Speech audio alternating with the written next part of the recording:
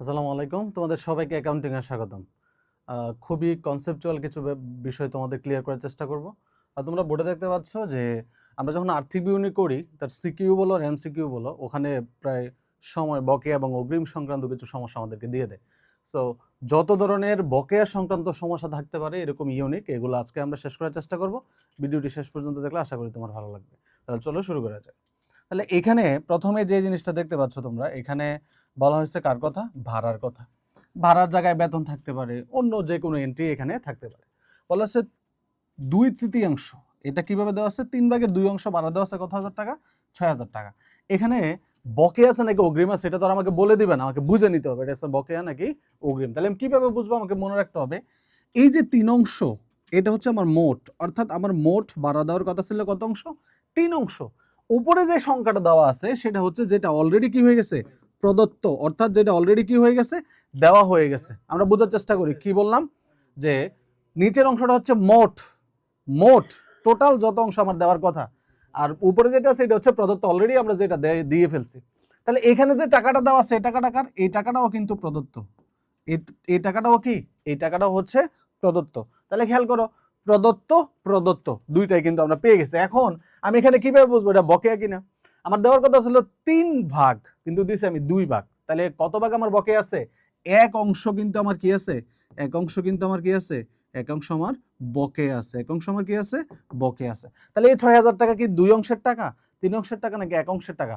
অবশ্যই, যেহেতু টাকাটা প্রদত্ত তাহলে সংখ্যাটা হইতে হবে প্রদত্ত। তাহলে এই 6,000 টাকা হচ্ছে 2 অংশের টাকা। তাহলে এখন যদি তুমি বকেয়া টাকার পরিমাণ বের করতে চাও তাহলে কাজটা কিন্তু খুব ইজি। বকেয়া ইকুয়ালস টু দিলা, এখানে যে 6,000 টাকা সেই 6,000 টাকা তুমি লেখো। 6,000কে ভাগ করবা কোনটা দ্বারা? অবশ্যই 2 দ্বারা। গুণ করতে হবে কত দ্বারা? বকেয়া কত অংশ? 1 অংশ দ্বারা। 2 দিয়ে 6,000 কাটলে উত্তর হবে কত হাজার? 3,000। তাহলে আমার এখানে বকেয়া ভাড়ার পরিমাণ হবে কত হাজার টাকা? 3,000 টাকা। তাহলে এইভাবে আসতে পারে, বিকল্প আসতে পারে এই পার্সেন্টেজ দিয়ে। পার্সেন্টেজ আসে, এই যে পার্সেন্টেজ বলতে আমরা কাকে বলি?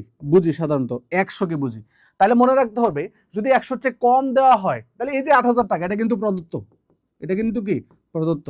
আবার এখানে যে 80% দেওয়া আছে এটাও কিন্তু প্রদত্ত, যেটা অলরেডি দেওয়া হয়ে গেছে। তাহলে দেওয়া হয়েছে কি 100 চেয়ে কম না বেশি? কম। যদি কম হয় তাহলে বকেয়া, বেশি হইলে অগ্রিম। তাহলে 100 থেকে কম দিছো, কত কম দিছো? 20% তুমি কম দিছো। এই 20%টা হচ্ছে কি রয়ে গেল? বকেয়া, অর্থাৎ পরবর্তীতে আমাকে দিতে হবে। তাহলে এটা বের করতে গেলে কি করতে হবে? অঙ্কে যে 8,000 টাকা দেওয়া আছে এই 8,000কে আমার ভাগ করতে হবে কত দ্বারা? 80 দ্বারা, যেহেতু 80 প্রদত্ত। আর গুণ করতে হবে 20 দ্বারা, যেহেতু 20 অংশ বকেয়া আছে। শূন্য শূন্য কেটে দাও, 8 8 কেটে দাও, 2 এর সাথে জাস্ট 3টা শূন্য বসাই দাও, আনসার কত হাজার? 2,000 হয়ে গেল। আরেকটা আসে, সেটা হচ্ছে যেমন মাসের দিকে আসতে পারে। নর্মালি আমরা 1 বছর বলতে কয় মাস বুঝি? 1 বছর ইকুয়ালস টু 12 মাস।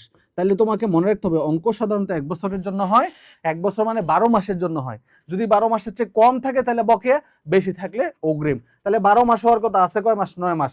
এই যে 9 মাসটা দেওয়া আছে এই 9 মাসটা কিন্তু প্রদত্ত, এই 9 মাসটা কি? প্রদত্ত। তাহলে এখানে টাকাটাও কি? প্রদত্ত, টাকাটাও কি? প্রদত্ত। তাহলে বুঝাই যাচ্ছে 12 মাস দেওয়ার কথা 9 মাস দিছি, তাহলে আরো 3 মাস কি আছে? বকেয়া আছে, সিম্পল। তাহলে আমার বকেয়া বের করতে হলে কি করতে হবে? অঙ্কে যে 9,000 টাকা দেওয়া আছে এই 9,000কে ভাগ করতে হবে 9 দ্বারা, যেহেতু 9 মাস প্রদত্ত। গুণ করতে হবে কত দ্বারা? 3 দ্বারা। তাহলে 9 9 কাটা, 3টা শূন্য বসায় দিলে আনসার হয়ে যাবে 3,000। তাহলে এইভাবে এই বকেয়া সংক্রান্ত একটা এন্ট্রি আমরা আর্থিক বিবরণীতে একেবারেই কমন পাই, সমানের মধ্যে থাকে এবং এমসিকিউতেও কমন আসতে পারে। ভিডিওটি ভালো লাগলে অবশ্যই শেয়ার করতে ভুলবে না, কমেন্টে তোমাদের বন্ধুদেরকে মেনশন করে দিতে পারো। Thanks for watching.